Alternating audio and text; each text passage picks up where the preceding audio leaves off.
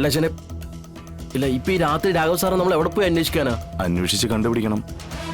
പ്രത്യേകിച്ച് ഒരു ഓർമ്മയില്ലാതെ നടക്കുന്ന മനുഷ്യനാ. എന്ത് ചെയ്യും, എന്ത് പ്രവർത്തിക്കുമെന്ന് ഒരു ഐഡിയ ഇല്ല. അല്ല സാർ ഇപ്പൊ എവിടേക്കാ പോയിരിക്കുക? ആരെ തിരക്കിയായിരിക്കും ഇറങ്ങിയിരിക്കുക? വിഷ്ണുവിനെ, അതായത് എന്നെ. എനിക്ക് എന്റെ മോൻ വിഷ്ണുവിനെ ഇപ്പൊ കിട്ടണം.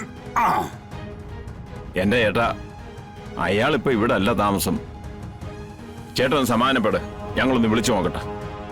എടാ, നിന്റെ പേരൊന്നും എന്റെ അടുത്ത് വേണ്ടടാ. ദേ, എന്റെ മോനെ നിങ്ങൾ അകത്തുകൊണ്ടൊന്ന് ഒളിപ്പിച്ച് വെച്ചിട്ടുണ്ട്. എന്റെ മോനെ, എന്റെ മോനെ കാണാതെ ഞാനിവിടുന്ന് പോകത്തില്ല. അവനും ഞാൻ പോകത്തുള്ളൂ.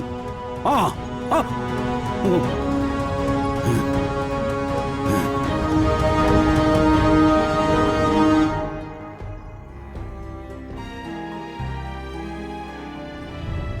വല്ലാത്തൊരു പ്രതിസന്ധിയിലൂടെയാ ശാലിനി ഇപ്പൊ കടന്നുപോയിക്കൊണ്ടിരിക്കുന്നത്.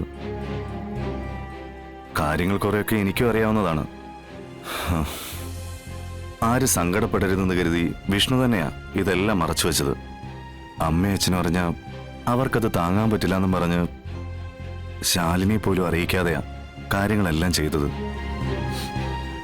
ആകെ കൂടി അറിയാവുന്നത് രേഷ്മയ്ക്ക് മാത്രമാണ്. അല്ല ഞാനൊരു നിമിഷം പതറിപ്പോയില്ലേ? ഏട്ടത്തിമേ ഞാനും സംശയിച്ചു. പിന്നെ രേഷ്മ എന്ത് കാര്യങ്ങൾ അറിഞ്ഞപ്പോഴല്ലേ ഇതിന്റെ പിന്നിൽ എന്തെല്ലാം കാര്യങ്ങൾ നടന്നുവെന്ന് ഞാൻ അറിഞ്ഞത്. വിഷ്ണുവിന്റെ ഇൻഷുറൻസ് തുകയെക്കുറിച്ചായിരുന്നല്ലോ ശാലിനിയിലുള്ള പ്രധാന ആരോപണം.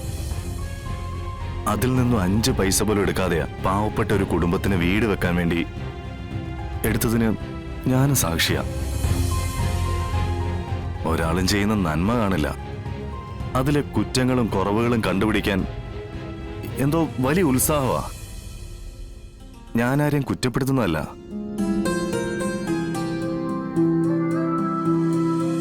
ശാലിനിക്ക് വേണ്ടിയിട്ട് സംസാരിക്കുന്നതുമല്ല. ഒരുപാട് കാര്യങ്ങൾ ശാലിനി ചെയ്യുന്നുണ്ട്. ഭർത്താവിന്റെ വീട്ടുകാർക്ക് വേണ്ടിയും സ്വന്തം വീട്ടുകാർക്ക് വേണ്ടിയും. പക്ഷെ തിരിച്ചവരൊക്കെ എന്താ കൊടുക്കുന്നത്?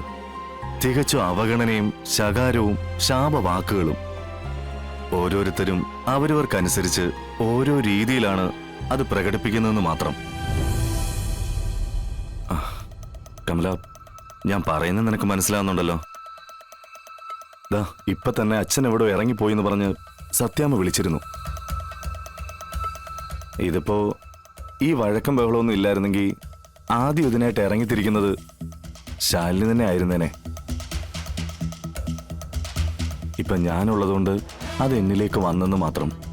അല്ല അച്ഛനെ, ഇല്ല ഇപ്പൊ ഈ രാത്രി രാഘവ് സാറെ നമ്മൾ എവിടെ പോയി അന്വേഷിക്കാനാ? അന്വേഷിച്ച് കണ്ടുപിടിക്കണം. പ്രത്യേകിച്ച് ഒരു ഓർമ്മയില്ലാതെ നടക്കുന്ന മനുഷ്യനാ. എന്ത് ചെയ്യും, എന്ത് പ്രവർത്തിക്കുമെന്ന് ഒരു ഐഡിയ ഇല്ല. അല്ല സാർ ഇപ്പൊ എവിടേക്കാ പോയിരിക്കുക? ആരെ തിരക്കിയായിരിക്കും ഇറങ്ങിയിരിക്കുക? വിഷ്ണുവിനെ, അതായത് എന്നെ. ഒരച്ഛനും മകനെ ഇതുപോലെ സ്നേഹിച്ചിട്ടുണ്ടാവില്ല. ആ ഭാഗ്യം കിട്ടിയത് എനിക്കും.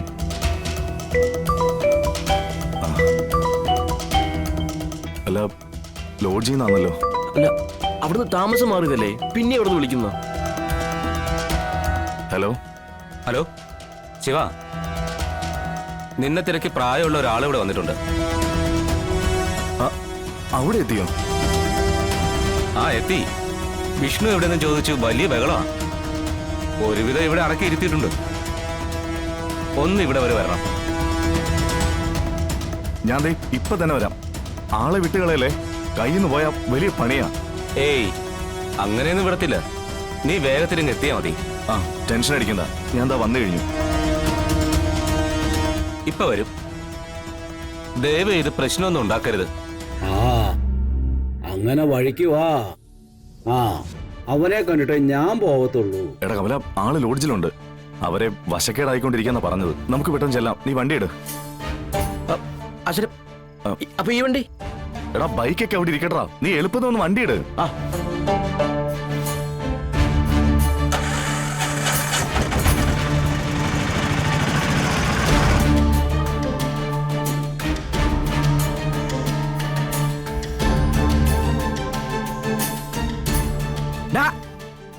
എന്റെ മോന് പേരിട്ടതേ ഞാനാ, അല്ല നീയല്ല. അവൻ വിഷ്ണു ഞാൻ പറഞ്ഞ അവൻ വിഷ്ണുവാ. അല്ല തനിക്ക് തോന്നുന്ന പോലെ പേരൊന്നും മാറ്റാനേ ഞാൻ സമ്മതിക്കത്തൊന്നുമില്ല.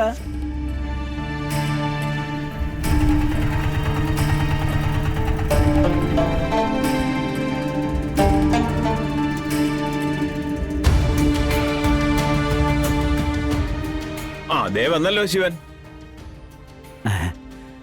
അല്ല അച്ഛാ, അച്ഛൻ എപ്പോ വന്നു? കുറച്ചു നേരമായടാ.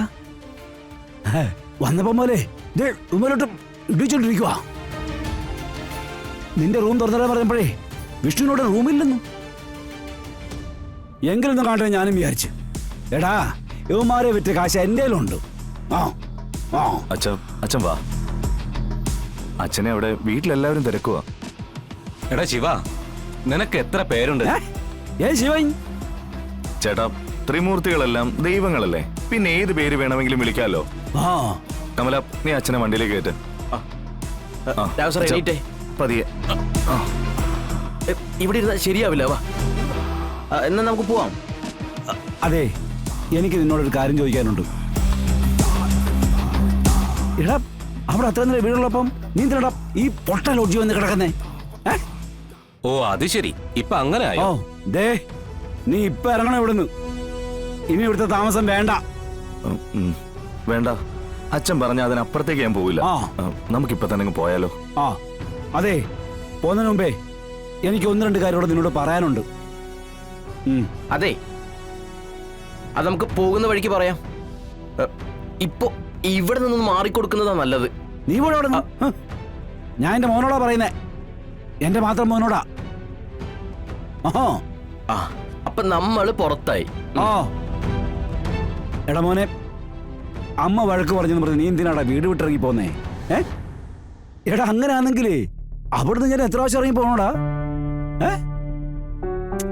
അവൾ അങ്ങനെയൊക്കെ പറയൂടാ. ഇതൊന്നും ആയിരുന്നില്ല അവളുടെ ഉഗ്രരൂപം. അവിടെ പിടിച്ചെന്നതാ ഈ അച്ഛൻ. എടാ നീ പേടിക്കണ്ടടാ. ഓ പിന്നെ ഇനി എന്തൊക്കെ പറഞ്ഞാലുവേ അച്ഛൻ ഉണ്ടടാ കൂടെ. അവളെ കറണം നോക്കിയേ അച്ഛൻ കൊടുത്തോളാം. അച്ഛനെ, ദേ ഇത് പറച്ചില് മാത്രമേ ഉള്ളേ. ഇത് കേട്ട് സത്യാമ്മയോട് അടികൂടാൻ നിൽക്കല്ലേ. സത്യാമ്മ ദേഷ്യപ്പെട്ടാലേ ആ മുന്നിലേക്ക് പോലും ചെല്ലാത്ത ആളാ. മൊണ്ടടിച്ചാൻ പിടിക്കും. ഡാ വിഷ്ണുവേ, ഇവന്റെ അധികപ്രസംഗം കുറച്ച് കൂടുന്നുണ്ട്.